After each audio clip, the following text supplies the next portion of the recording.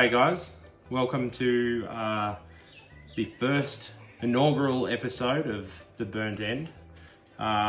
Basically a bit of a backstory. During COVID, obviously we haven't been able to get out much, and I've been watching quite a few of the online cooking, camping shows, and I thought it was a pretty cool idea. For all of you who know me, I love that stuff, love going camping, love cooking. So if I can, join it a bit, I've got an awesome smoker here that I use all the time. So if I can share some recipes, if I can share some techniques that I use, whether they're right or wrong, they'll work for me. And if I can give any of that advice to anyone, I'm more than happy to. So the first episode today, obviously you can see we're not out yet, we're still in lockdown, which is disappointing, but it's not far away, hopefully. I've got my little helper here. This is Georgia. You say hello. We're gonna make some braised lamb shanks in the camp oven today, aren't we? Yep. So stay tuned. We're gonna preheat the camp oven. We're gonna sort out the lamb shanks. And it's gonna get storm. Yeah, and it's looking a bit stormy outside, so hopefully we can save it from the storm. Yeah. Great. Stay tuned, guys.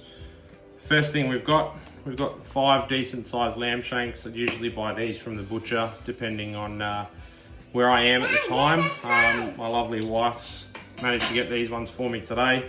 First thing that we're going to do is grab yourself some flour. Now if you're out camping and you want to do this recipe, you don't have to coat it in flour, you don't have to put the salt and pepper on it. Because I'm home and because it's handy, I'm going to do it anyway. So I'll just grab the salt and pepper and we'll get started. It's gonna rain, because it's gonna rain, because once the storm is it's gonna have chili.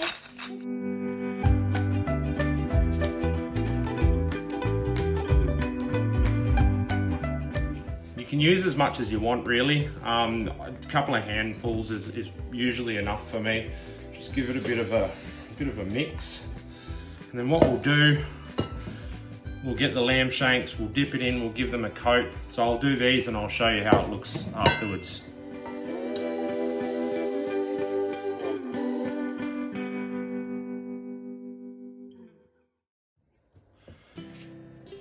Okay, so essentially they should look like that. Nice light coating, nothing too much. Should be a bit of salt and pepper on there and you're good to go. Everybody, this is Daddy. Say hello, Daddy. Hello everybody. So we're just going to put these aside for the minute. I'm just going to get some of the sauce ready.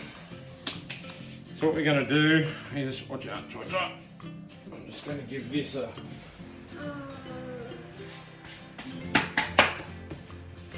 And we'll bring it back here, excuse me. Right. So here I have basically the base of this recipe. It's a port red wine mixture. So I've got 1 cup, 250 mils port. Add 1.5 cups of red wine. Now, this would usually be a Shiraz, probably is what I found the best for this recipe. Is that 2 cups or 1 cup or 1.5 cups?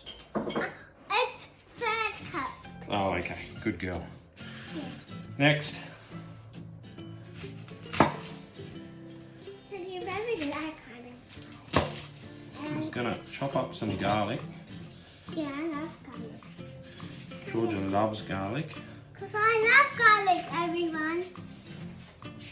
Because these are garlic.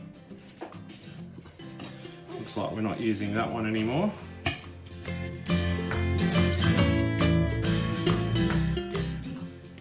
When cooking with kids, be very careful they don't touch everything. Because at the moment, that's where this 3-year-old's at. Is that the one you dropped on the floor? Mm-hmm. Are you sure?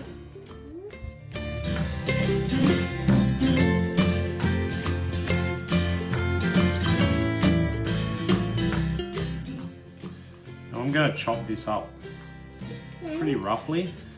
I don't really think that anything special needs to be done to it.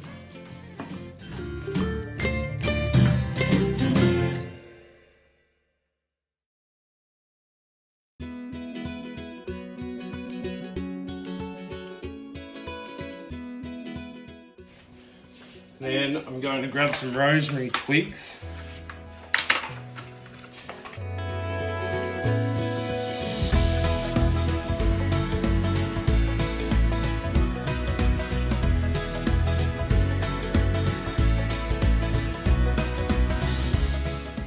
Again, they don't have to be cut up too well. Just throw it in there. Right, the last thing we've got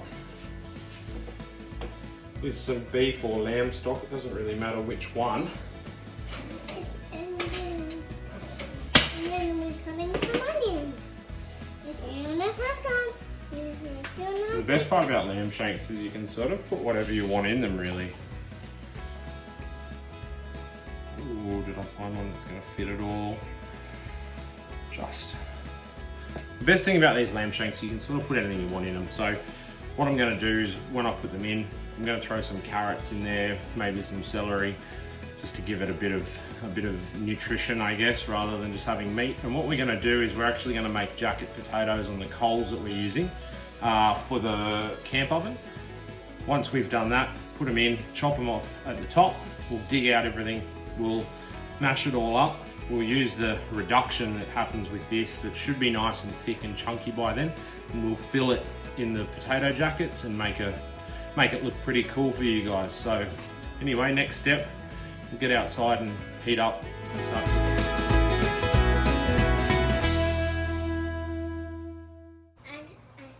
Right, don't have it then. So I've learnt a lot so far from this.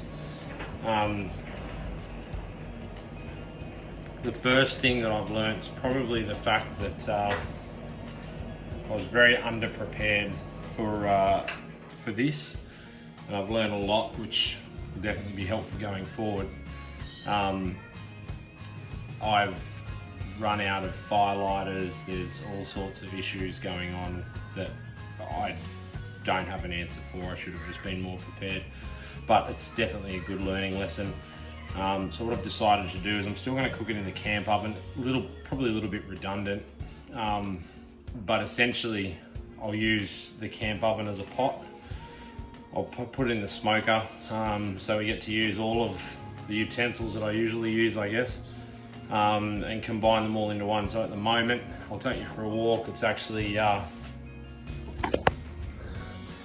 it's smoking as we talk. You can sort of see it. Nala's keeping an eye on it to make sure that nothing happens. What I've filled up all of the pellets.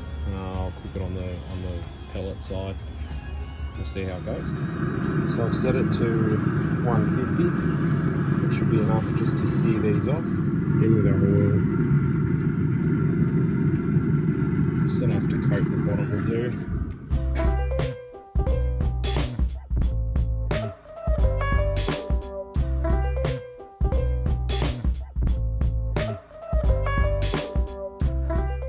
So we're just going to lightly brown those off, and then I'll come back to you when we're done.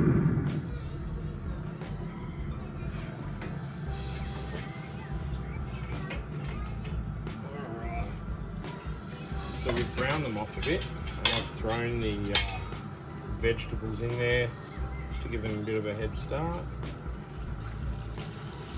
Pour the stock, red wine and pork. And once it's all in there, just grab my tongs. All a bit of a stir.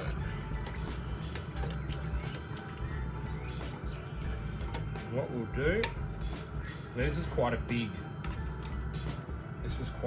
camp oven, so 5 fits in there, no issues at all. Throw it back in.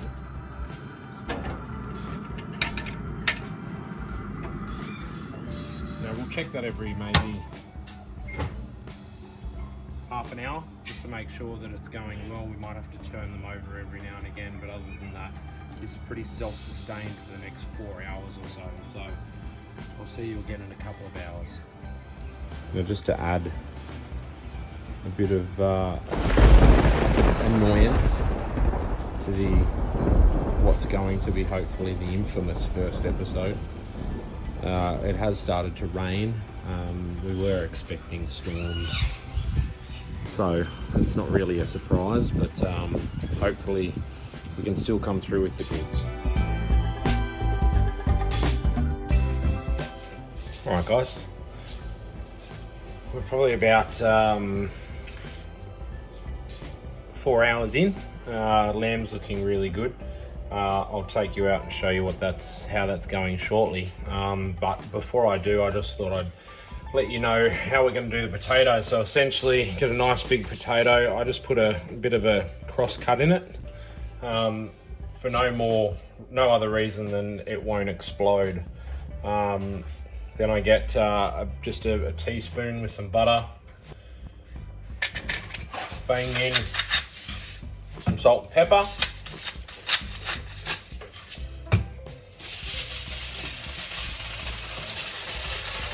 And wrap it up. Essentially you're going to have 6 little packets like this. And what we're going to do is throw them in essentially into the smoker. We were going to do it on the coals, but I'll put it into the smoker off to the side, and they'll cook through for the next hour or so, and we'll go from there. I'll see you when I put them in.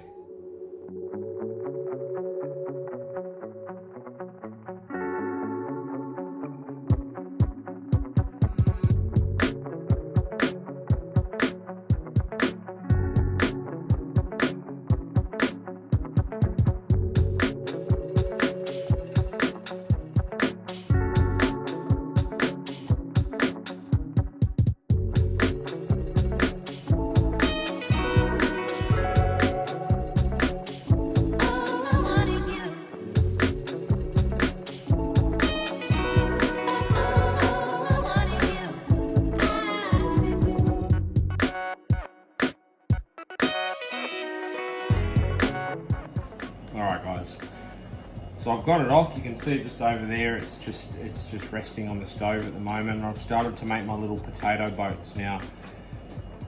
I don't know what the key is here.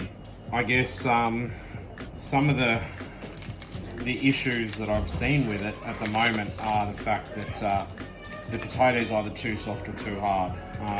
So I mean, this is just a little bit of a, you know, an add-on that you don't really need to do, and it's probably a bit much, especially if you're going camping. I just did it as a bit of fun. But essentially, all I'm going to do is I'm just going to chop the top off.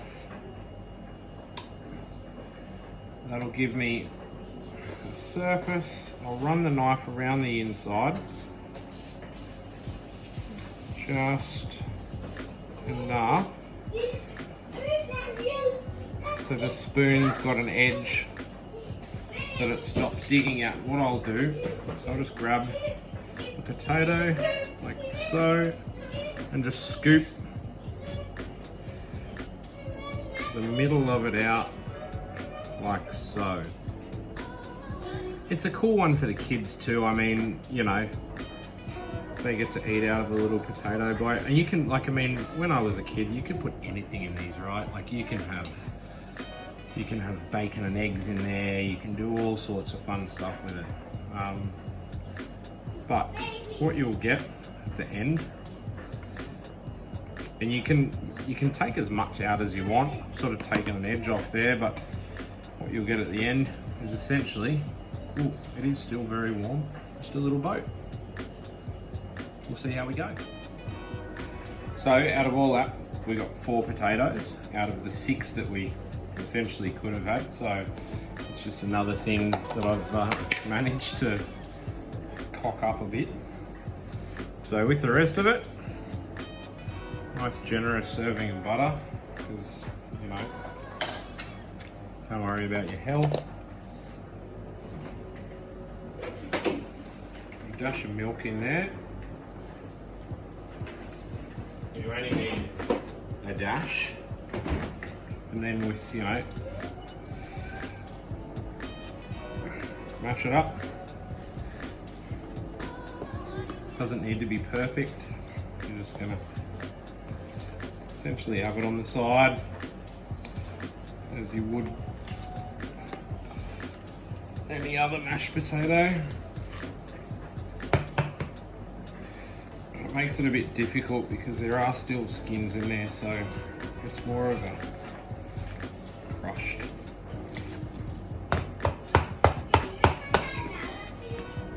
Crushed potato. Nice one.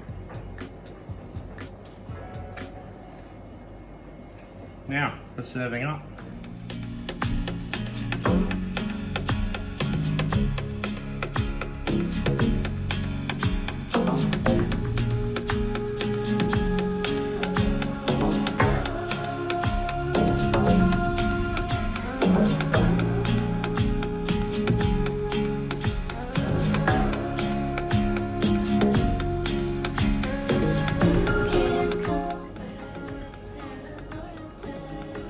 Definitely a hearty winter, rainy, not very nice day meal. Look at that.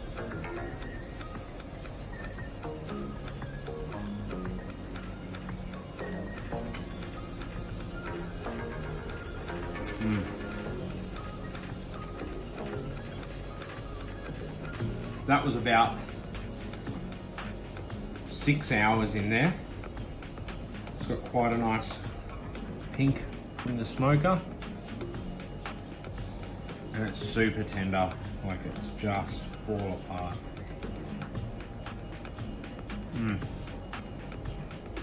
I highly recommend that. The recipe will be in the comments for this, bit of instructions around it, but it's pretty stock standard and it's a really good fun first one to do. Unfortunately, I had to use the camp oven in the smoker, which is a bit weird, but I guess you live and you learn. Enjoy.